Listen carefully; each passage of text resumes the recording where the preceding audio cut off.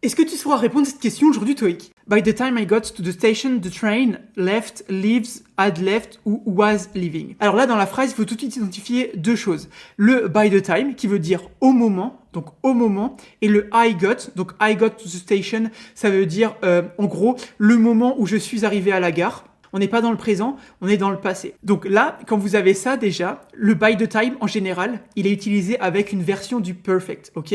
Present perfect, past perfect, future perfect, peu importe. Et le I got indique un moment dans le passé, d'accord? Parce que c'est du past simple ici en l'occurrence. Donc ça, il faut déjà que ça vous mette la puce à l'oreille. Donc quand il y a ça, il faut penser au past perfect, ok? Le past perfect, qu'est-ce que c'est? C'est quand il y a quelque chose qui s'est passé avant un autre moment dans le passé. Par exemple, hier, j'ai mis des Converse rouges et du coup, hier midi, mon pote s'est foutu de ma gueule, tu vois? Donc en gros, j'ai mis mes chaussures rouges le matin. Et hier midi, mon pote s'est foutu de ma gueule. Donc, tu vois, ça, c'est typiquement du past perfect. Quelque chose du passé qui a un autre impact sur un autre moment du passé. Et là, en fait, c'est exactement la même chose, tu vois. Au moment où je suis arrivé à la station, le train était déjà parti. D'accord? Et comment est-ce qu'on forme le past perfect ici? C'est avec le had left. Left, c'est juste du past simple. Donc, une action finie dans le passé, quelque chose de fini dans le passé.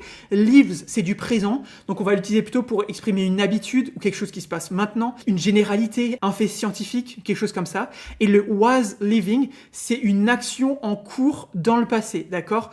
The train was leaving, c'est-à-dire que le train était en train de partir. En vrai, ça pourrait aller aussi, mais en général, avec le by the time, on va plutôt favoriser un perfect plutôt qu'un past continu. Le past continu, on insisterait vraiment sur une action, un verbe d'action. Tu vois, par exemple, travailler, lire, écrire. Tu as vraiment une action au sens pur du terme, tandis que là, on est plutôt sur une information. Donc, une information, c'est plutôt une forme qui est pas en ing, d'accord? Qui est une information, c'est pas vraiment en ing.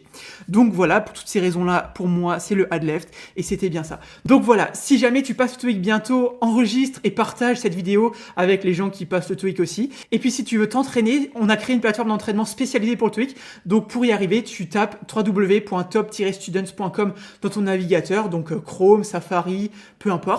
Ou tu tapes sur Google Top Students TOEIC, ce sera un des premiers résultats. Et puis bah du coup, moi je te dis à demain pour une nouvelle vidéo TOEIC. Allez, ciao!